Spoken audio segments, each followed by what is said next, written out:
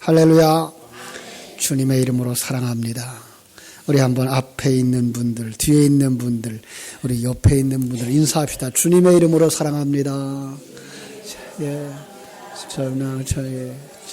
감사합니다. 주님의 이름으로 사랑합니다. 지난 한 주간 동안 잘 지내셨는지요? 성경 읽기들은 잘 하고 계시나요? 성경 창세기 이렇게 50장까지 5장에서 50장까지 읽으셨을 텐데, 이번 주에는 이제 출애굽기를 읽도록 해드렸습니다. 그래서 주보 세 번째 면에 거의 출애굽기 개요를 이렇게 짧게 기록해서 드렸어요. 창세기를 통해서 하나님이 자기 백성을 구원하신다는 이야기를 4대 사건과 4대 인물을 통해서 정리하게 되었고요. 이제는 구원의 과정을 나라와 민족이라는 범위로 확장해서 하나님의 백성, 민족을 구원하시는 하나님의 일하심의 모습을 보여주십니다. 구원의 큰 그림은 성부 하나님의 계획과 성자 하나님의 일하심이라는 그림을 하나님의 보내심을 받은 자 모세와 아론이라는 연합된 사역자의 그림을 그려주셨고, 또 그들을 인도하심을 받는 이스라엘의 우매함을 보면서 옛사람의 세속적인 모습을 볼 수 있어서 회개의 필요성과 지혜와 진리, 그의 나라와 의를 구해야 할 필요성을 배우게 됩니다라고 주보에다 적어드렸어요. 그죠? 그리고서 이제 1장부터 20장까지의 내용을 쭉 준비하시는 하나님, 또 구원의 출발, 그리고 필요를 채우시는 하나님, 가르치시는 하나님, 이렇게 나누어 놓고 1장부터 20장까지 이번 주에는 여러분들이 읽으시라고 이렇게 안내를 해드렸습니다. 매주 오후 예배 시간에 이 개요를 가지고 그 중에서 중심되는 사건과 진리의 말씀을 나눴는데, 오늘은 오후 시간이 이렇게 이거 벌써 붙여놨어요, 그죠? 재직 헌신 예배예요. 이따가 붙여도 되는데 우리 전사님들이 어제 붙여놨어요. 연수 산돌교회의 최종훈 목사님, 굉장히 제가 존경했던 어른이에요. 모시고서 우리 재직 헌신 예배를 통해서 은혜를 받고자 해서 이 시간에 조금 출애굽기에 있는 개요를 조금 더 나눴으면 좋겠다라는 생각을 가지고 말씀을 나누게 됩니다. 제가 오늘 나누는 말씀은 제 눈에 그 영의 눈을 열게 해 주었던 그 엘모 A. 마텐스라고 하는 사람의 그 하나님의 계획이라는 책이 있었어요. 제가 오늘 책을 가져올라온다 그러다가 잊어버렸는데 8년 전에 벌써 8년이 됐네요. 그러니까 제가 신앙생활을 15살에 시작했으니까 신앙생활을 한 40년쯤 되던 해인데, 제가 중국에서 학생들에게 그 조직신학을 그리고 교회사를 강의를 해주고 있었어요. 그때 리더 중에 한 사람이 다음 주 오후 예배에 이제 우리 교회에 오셔서 설교해 주실 우리 전도사님이 그들의 리더였었는데, 성경신학을 강의해 줬으면 좋겠다라고 부탁을 해요. 어떻게 그들에게 성경신학을 강의해 줄까 기도하는데, 조선족 그 여전도사님 집에 책이 많다는 거예요. 그래서 참고할 만한 책을 좀 찾아왔다 그러면서 책을 3권을 가지고 왔는데, 그 중에 한 권이 이 하나님의 계획이라고 하는 구약 성경 신학이었어요.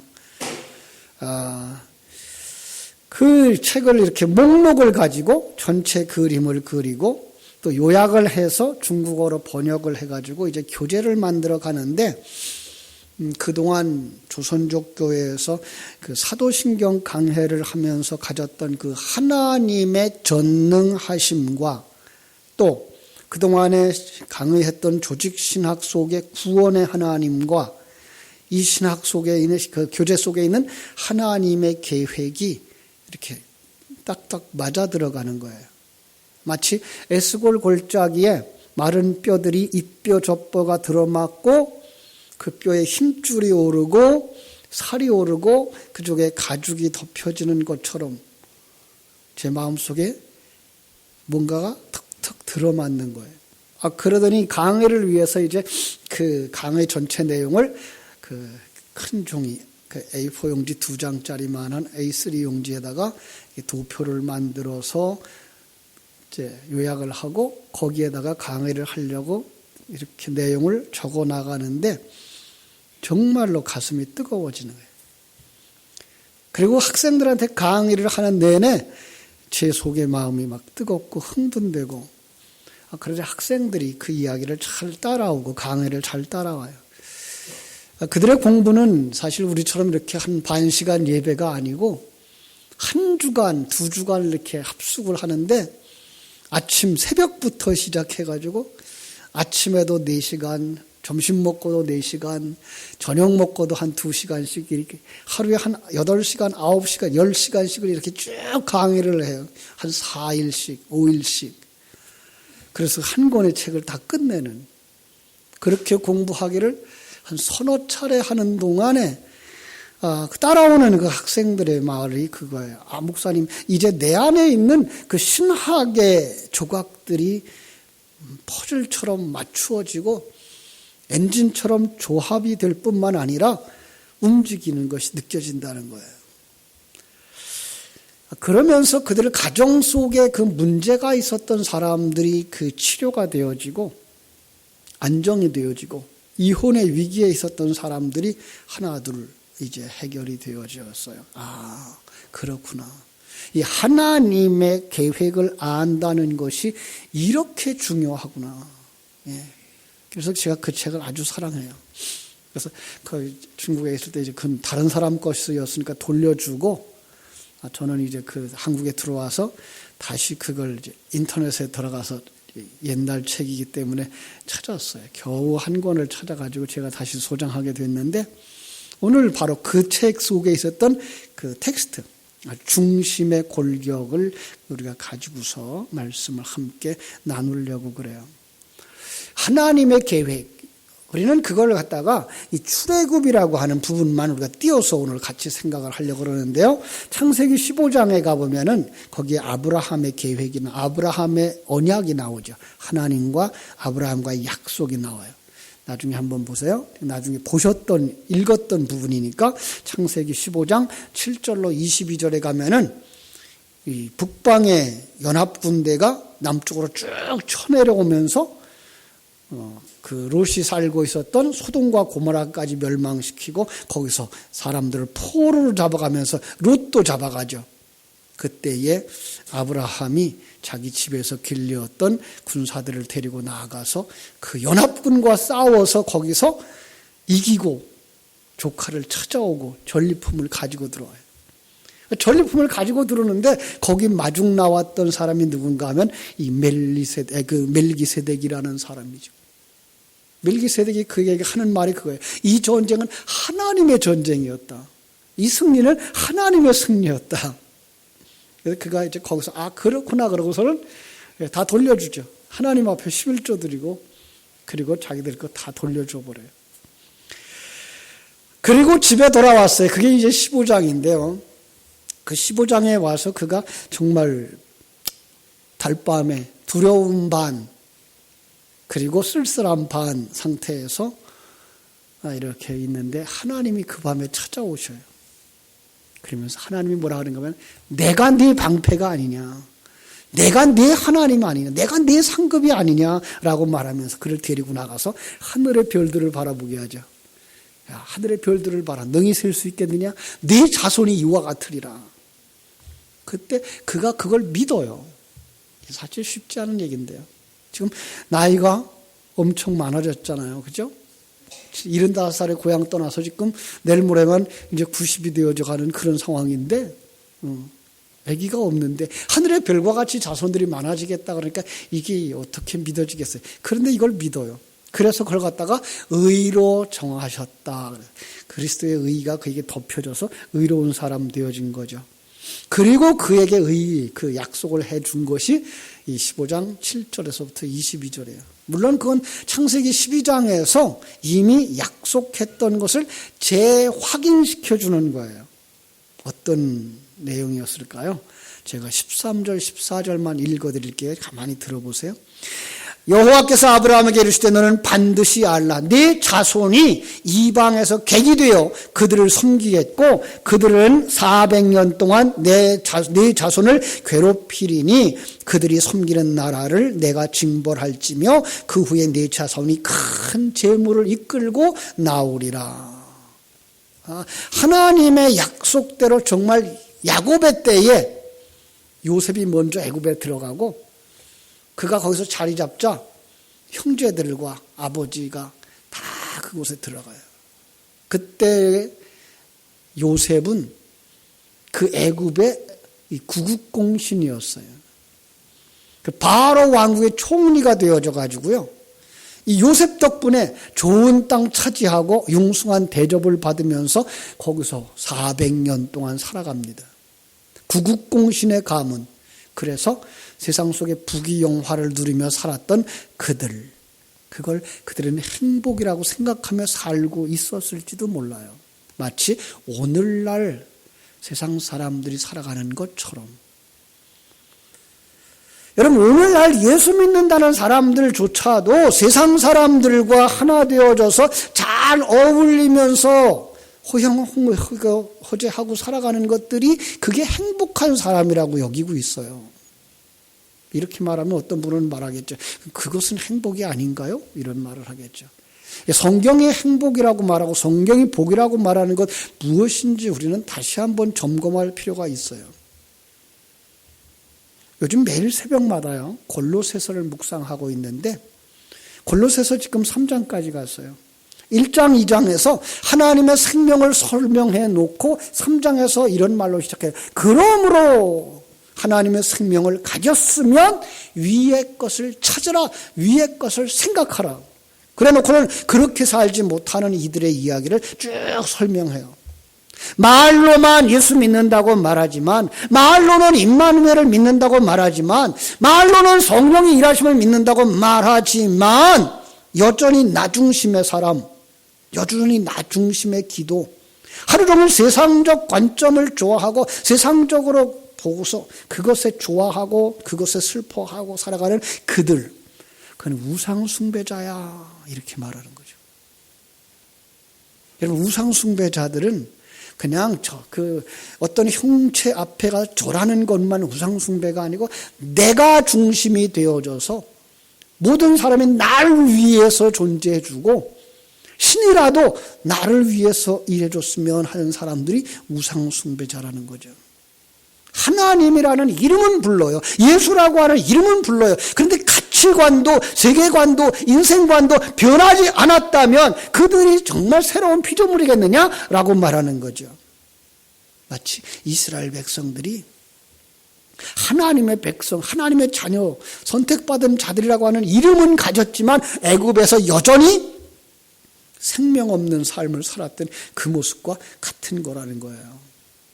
하나님은 일찍이 아셨습니다. 그래서 성경을 통해서 타락한 인간의 모습은 이런 거란다 계시하기 위해서 지금 역사적 사건인 이 출애굽의 사건 속에다가 진리를 담아서 우리에게 주면서 이것이 너희들의 모습이란다라고 가르쳐주고 계신 거예요. 하나님은 이렇게 자기 백성들을 건져내시고 광야로 인도하시고 약속의 땅 가나안에 들어가게 하는 역사 속에 여러분과 우리의 구원의 이야기를 담아주셨다는 거예요. 하나님은 그 속에서 구원의 역사를 이루는 핵심, 누가 일하죠? 성자 하나님. 그 성자 하나님의 일하심을 보여줄 방법이 없는 거예요. 그죠? 그래서 모세라고 하는 인물을 택하고 아론이라고 하는 인물을 택해서 바로 거기다가 예수와 그리스도의 사역을 딱 맡겨놓은 거예요. 잘 들어보세요. 그래서 모세는요, 하나님이 애굽으로 집어넣는 사람이 되어져요. 그런데 거기서 행동하는 사람은 아론이에요. 그러니까 결국은 아론은 이 땅의 육신의 형상을 가지고 일했던 예수의 모습이라면 모세는 그 예수 안에서 일하시는 성자 하나님의 모습을 이렇게 딱 바꿔 배역으로다가 그렇게 맡겨준 거예요. 그렇죠? 그들이 가지고 들어가는 것이 있습니다. 그리고 그들이 가지고 나가는 것이 있습니다. 뭔가 하면 하나님의 계획입니다. 출애굽기 3장 9절로 12절에 보면은 이 때가 됐어요. 이제 가라 그래. 때가 되면 이제 가라. 이스라엘 자손의 부르짖음도 내가 들었고 애굽 사람이 그들을 학대하는 것도 보았고 내가 이제 하리라. 바로 너를 바로에게 보내며 내 백성 이스라엘 자손을 애굽에서 인도하여 낼 거다. 모세가 그러죠. 당신이 누구며 내가 누구인데 어떻게 바로에게 갑니까? 그 튼튼한 왕국, 그렇게 권력 있는 그 사람 밑에 가서 어떻게 이스라엘 백성들을 내놓으라고 말합니까? 그랬더니 하나님이 뭐라 그래요? 내가 너와 함께하여 네가 내 백성을 애굽에서 인도하여 내고 이 산에서 내게 예배할 것이다. 그러면 그걸 보고서 뭘 하라고? 내가 너를 보낸 증거가 될 거다. 자, 여기서 우리는 놀라운 사실을 발견하게 됩니다. 모세가 그 일을 하러 들어가요. 아론이 그 일을 하러 들어가요. 그들은 하나님의 이름을 가지고 하나님의 능력을 가지고 그리고 사명을 가지고 그 자리로 들어갑니다. 그런데 두 사람이 세상의 눈으로 볼 때는 어떤 모습이었을까요? 이 모세가 나이가 이미 80살이나 됐어요. 그리고 80살이나 됐을 뿐만 아니라 그 40년 동안 양의 궁둥이만 쫓아다녀가지고 얼굴이 새까맣게 타버린, 그죠? 늙은이에요. 아론은 어떻게? 아론은 그보다 더 나이가 많은 애굽에서 노예 생활을 했던 그 노예 중에 한 사람이에요. 그들과 다를 바가 없는 모습이에요. 그가 출애굽기 5장 1절에 보면 바로 앞에 가서 말합니다. 이스라엘 하나님 여호와께서 이렇게 말씀하십니다. 내 백성을 내보내라. 그러면 그들이 광야에서 내 앞에서 절기를 지키리라.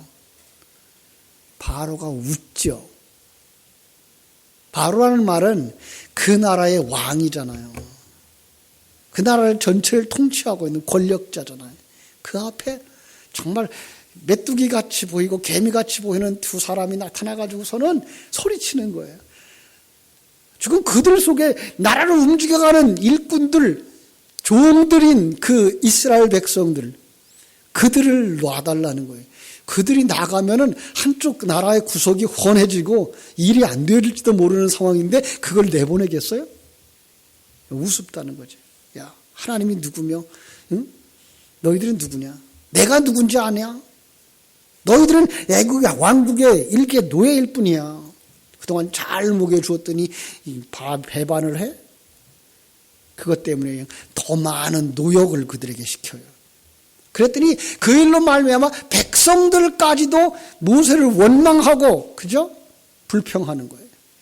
자, 이런 상황에 모세가 하나님 앞에서 무릎 꿇었다라는 게 이제 오늘 본문의 첫 절이에요. 그죠? 한번 22절 보겠습니다.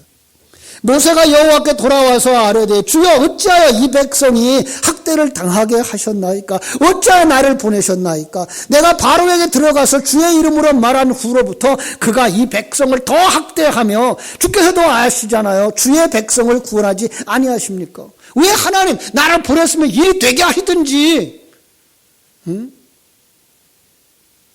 차라리 보내지 말든지. 그런데 왜 보내시고 놓고는 일도 안 되게 됩니까? 그때 하나님이 뭐라고 대답하십니까? 6장 1절. 여호와께서 모세에게 이르시되 이제 내가 바로에게 하는 일을 네가 보리라. 강한 손으로 말미암아 바로가 그들을 보내리라. 강한 손으로 말미암아 바로가 그들을 그 땅에서 쫓아내리라. 자, 그래놓고 7절에서 너희는 내 백성으로 삼고 너희를 내 백성으로 삼고 나는 너희의 하나님이 되리니 나는 애굽 사람의 무거운 짐 밑에서 너희를 빼낸 너희의 하나님 여호와인 줄을 너희가 알지라. 이 신학자 마텐스는 여기서 사역의 그 주체이신 하나님을 시대 시대마다 어떻게 계시하시는가를 이렇게 구분하기 시작합니다. 그 책을 보면은 이게가 이제 중심이에요. 여기서 하나님은 구원자로 나와요. 그리고 그 시대를 어떻게 나누는가 하면은 그 출애굽 이전 시대는 창세 시대죠. 그때 하나님은 어떤 모습이었으며 그 이후에는 왕국 시대를 중심으로 해서 왕국 이전과 왕국 시대, 왕국 이후 시대 이렇게 해서 5단락으로 이제 책을 나눠 놨는데요. 한번 생각해 보세요. 그 하나님이 그들을 구원하시는 그 하나님이 어떻게 설명되어지고 있겠어요? 자, 여기 지금 출애굽기에서는 구원자로 설명되어지고 있어요. 창세기에서는요, 창조자로 설명되어지고 있어요. 왕국 시대에는요, 왕으로 설명되어지고요.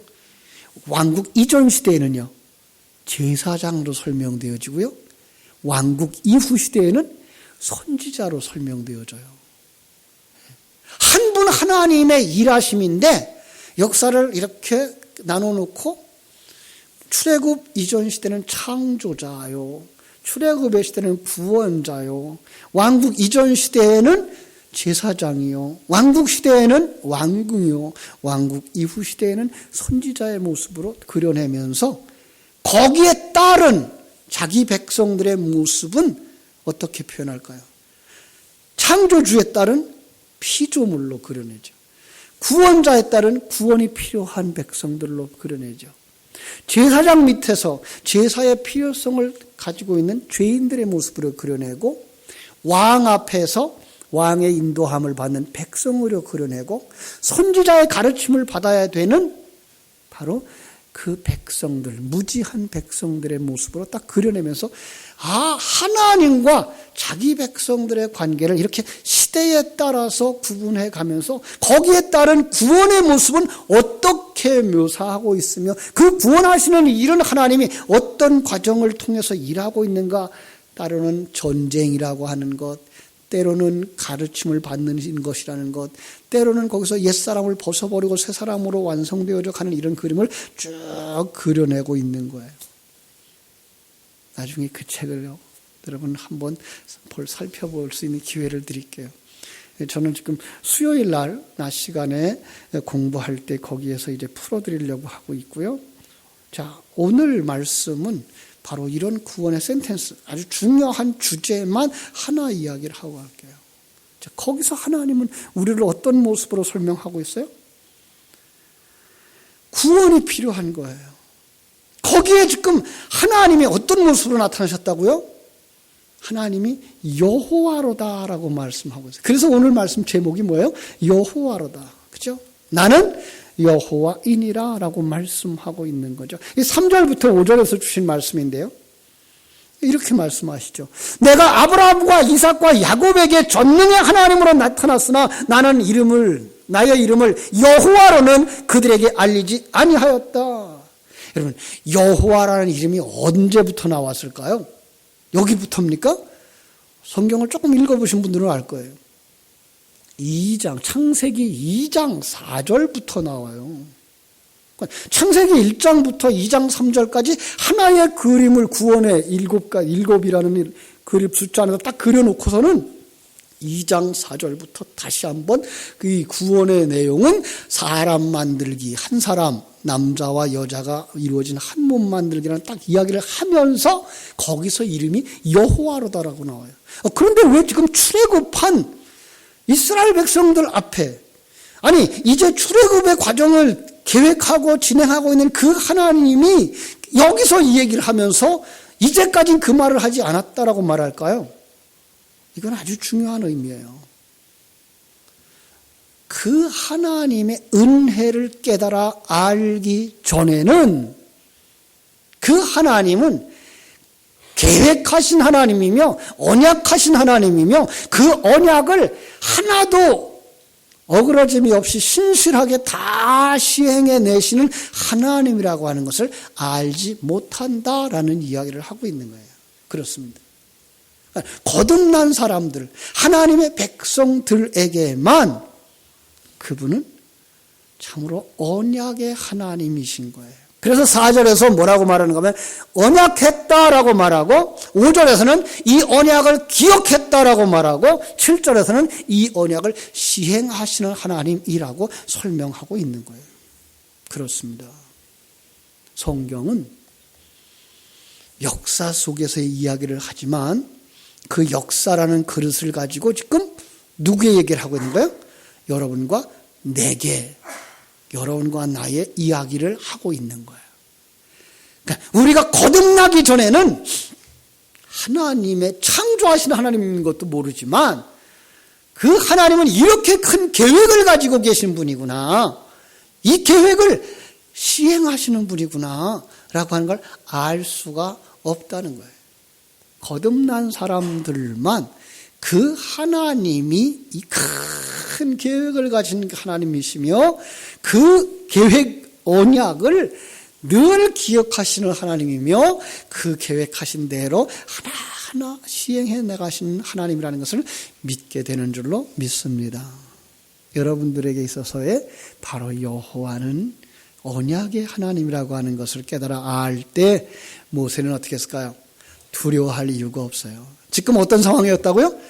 바로 앞에 갔다가 거절당했고 이스라엘 백성들 앞에서 원망 듣고 있는 이 상황이지만 두려워할 이유가 없다는 거예요. 염려할 이유가 없다는 거예요. 이 일은 누가 계획한 거예요? 하나님이. 누가 시행하는 거예요? 하나님이. 누구와 함께 하셔요? 나와 함께. 여러분의 구원의 문제가 바로 여기에 있습니다. 예. 여러분의 인생을 하나님이 창조하셨고 여러분을 이 땅에 보내신 분이 하나님이신 것처럼 그 하나님이 여러분과 함께 하셔서 이 엄청난 구원의 계획을 가지고 그 속에서 우리를 인도하고 계시다는 사실 믿습니까? 염려할 게 없다는 거예요. 예. 그 언약의 내용이 뭐예요? 나는 여호와이나라고 하는 내용에 담아주신 그 언약의 하나님이 이 하나님이 그 계시하시는 계획 자체가 구원 계획이다라고 하는 거예요. 6절에 이렇게 말씀하고 있어요. 내가 애굽 사람의 무거운 짐 밑에서 너희를 빼내며 너희를 건져내며 너희를 속량할 거야. 구원의 하나님이신 거예요. 구원의 장소와 방법을 지금 애굽이라고 하는 무대를 사용하시고 거기서 빼내는 것으로 건져내는 것으로 묘사하시고 속량하시는 것으로 묘사하고 있는 것입니다. 그래서 출애굽기를 읽으면서 창세기를 읽을 때와 똑같이 배역이 바뀌는 것을 볼 수가 있어요. 가끔 이제 상징적인 해석을 하다 보면 자, 바로는 그냥 사단의 상징이고 애굽은 세상의 상징이라고만 생각을 해요. 근데 우리 창세기를 보면서 어떻게 봤죠? 창세기 마지막 부분에 와서 바로는 하나님의 대역으로 나와요. 그래서 이 한 사람은 왕이 되어지고 그 왕 앞에 한 사람 요셉이 양식을 주고 그들의 모든 걸 다 사서 이 왕의 소유를 만드는 것으로 구원을 그려내고 있었어요. 근데 지금 이제 출애굽기에 오면은 그 바로의 배역과 애굽의 배역이 바뀌어져요. 바로는 사단의 상징으로 나오고요. 그리고 세상은, 이 애굽은 세상의 상징으로 나오는 거예요. 거기서 우리를 건져내는 거예요. 자, 근데 그 건져내는 방법이 뭐예요? 쫓아내리라 그래요. 재미난 건요, 성경에 쫓아내는 것도 누가 할까요? 하나님이 하셔요. 예. 그런데 성경은 쫓아낸다고 하는 것을 두 가지 그림으로 그려내요. 자, 한번 생각해 보세요. 우리를 무거운 짐 밑에서 빼내는 그림인데요. 하나는 요한복음 10장에서 말하는 것처럼 목자가 양을 불러내는 그림이에요. 그런데 그 불러내는 그림의 그 바로 앞에 요한복음 9장에서는 쫓아내는 그림이 나와요. 소경이 눈이 떠졌어요. 그랬더니 유대인들이 그 눈 뜬 사람을 쫓아내는 그림이에요. 그죠? 그러니까 세상에서는 우리가 쫓겨나는 그림처럼 그려질 수 있어요. 그러나 하나님의 나라에서는 불러내는 그림으로 그려내고 있는 거예요. 우리는 세상에서 사랑을 받을 수는 없어요. 세상과 짝하여 살아가는 것이 좋은 것이 아니기 때문에 세상에서부터 사랑받지 못하는 그런 그림을 그려내는 거예요. 그러나 거기에는 하나님의 일하심이 있다는 것을 분명히 깨달아 알아야 할 것입니다. 그래서 오늘 6장 1절도 그렇게 말하고 있는 거예요. 바로가 그들을 보내리라. 강한 손으로 말미암아 바로가 그들을 그 땅에서 쫓아내리라라고 말하고 있는 거예요. 하나님의 일하심인 거예요. 그죠? 그래서 교회는 무슨 뜻이라 그랬어요? 예? 불러냄을 받은 자들의 모임. 그죠? 에클레시아라고 해서 불러냄을 받은 자들의 모임. 하나님이 불러낸 자들, 세상에서부터 불러낸 자들, 세상에 살고 있으나 세상의 가치관, 세상의 속성을 가지지 아니하고 살고 있는 사람들. 누가? 여러분과 내가. 예. 교회라 그러면 건물이 아니라 하나님의 부르심을 받은 하나님의 사람들. 그들을 누가라 그래요? 성경은 하나님의 백성, 하나님의 아들이다라고 말하고 있는 거예요. 그래서 오늘 그 7절에서 그렇게 말하죠. 너희를 내 백성으로 삼고 나는 너희의 하나님이 되리니 나는 애굽 사람의 무거운 짐 밑에서 너희를 빼낸 너희의 하나님 여호와인 줄을 너희가 알리라라고 말씀하고 있는 거예요. 누구만? 이스라엘 백성만? 아니요. 하나님의 부르심을 받은 여러분과 저까지. 예. 전능하신 하나님, 언약의 하나님의 부르심을 받은 모든 사람들이 바로 하나님의 백성인 줄로 믿습니다. 우리는 하나님, 그 전능하신 하나님, 그 하나님의 택함을 받은 자들이에요. 거기에서는요, 우리에게 조건이 있지를 않아요. 우리가 예뻐서 택함 받은 것도 아니고요, 잘나서 택함 받은 것도 아니고요, 키가 크기 때문도 아니고요. 그냥 하나님의 은혜로라고 말씀하고 있는 거예요. 많은 사람들이 이 하나님의 택함 받았다, 하나님의 창세전의 선택이다라고 하는 것에 오해를 하고 있어요. 그걸 하나님의 선택, 예정이라고 말하면서 나는 하나님의 택함 받은 사람이야, 나는 아무렇게 살아도 돼 라고 가는 경우가 많아요. 그리로 가지 않고 나는 택함 받은 사람이야, 열심히 해서 상급 받아야지로 갑니다. 아직도 뭐예요? 나 중심의 생각이, 나 중심의 생각. 하나님이 당신을 지었고 그 환경을 하나님이 주셨고 그 은사와 능력을 하나님이 주셔서 이 땅에 살아가는 날 동안 하나님의 영광을 드러내는 삶을 살며 다음 세대에게 축복의 통로가 되어지고 생명의 통로가 되어지는 것이 당신이 해야 할 일입니다가 아니라 많은 사람들이 나를 아직도 생각하고 있는 거예요. 그건 잘못된 거예요. 우리는 여기서 신령한 눈이 열려진 사람들, 하나님을 알고 하나님의 계획을 아는 사람들, 하나님의 일하심을 아는 사람들의 모습을 살펴볼 수가 있습니다. 하나님이 생명을 가진 사람들은 하나님의 존재에 대해서 알고 그 하나님의 계획을 알고 그 하나님의 일하심을 알고 그 하나님이 지금 나와 함께 하셔서 나를 천국 백성 만들기에 가장 좋은 사람으로 좋은 환경 속에서 일하고 계시다는 사실을 믿는 사람입니다. 그 사람이 하나님의 사람입니다. 그 사람이 하나님의 생명을 가진 거듭난 사람입니다. 그들이 가야 할 곳이 어딜까요? 이스라엘 백성들에겐 약속의 땅이 있었어요. 가나안이었어요. 가나안도 상징이라고 하는 사실을 기억하시기 바랍니다. 여러분, 어떤 이야기를 할 때 제가 그랬어요. 항상 그 좌우 배경을 봐야 되는데요. 이 가나안 땅이 천국의 상징으로 그려져요. 그러나 그들이 가나안 땅에 들어갔을 때 가나안은 또 뭐가 되어지죠? 우리의 삶의 현장, 전쟁터가 되어져요. 예. 이렇게 바뀌어집니다. 그래서 우리는 이스라엘에서 출애굽을 할 때에는 그들에게 약속의 땅은 가나안이에요. 그래서 이제 약속의 땅 가나안이 이제 출애굽기부터 그 왕국 이전 시대까지 그들은 바로 이 가나안 땅은 축복의 땅이고 약속의 땅이고 천국을 상징하며 들어갑니다. 자, 우리는 그 땅을 차지하는 사람들입니다. 그리고 차지한 사람들입니다. 이게 우리가 있어야 돼요. 아직도 거듭난 사람들이 지금 하나님 주신 삶의 현장에서부터 하나님을 왕으로 섬기고 그 앞에서 순종하는 삶을 살아갈 때에 그때에만 그 사람은 이미 천국을 소유한 사람이며 천국의 일부인 것입니다.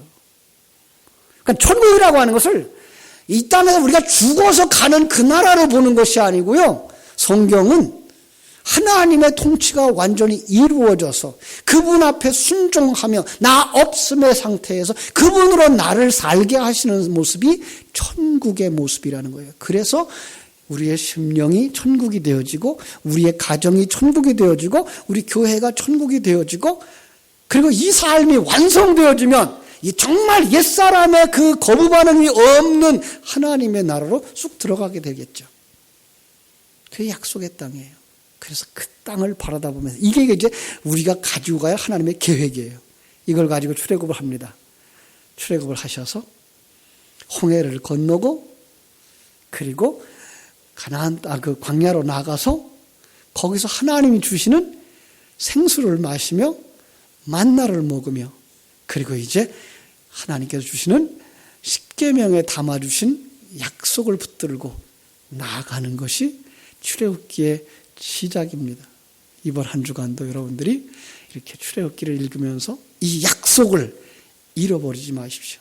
하나님이라고 하는 것, 하나님의 백성이라고 하는 것, 그리고 구원의 계획이라고 하는 것, 그리고 약속되어진 땅을 꼭 붙잡고 출애굽기를 읽으시면 이렇게 우리의 구원의 이야기를 해주고 계신 거구나 깊이 알고 은혜를 누리면서 성경을 읽게 될 줄로 믿습니다. 기도하겠습니다. 하나님 우리 아버지 크신 은혜와 사랑을 감사하고 감사합니다.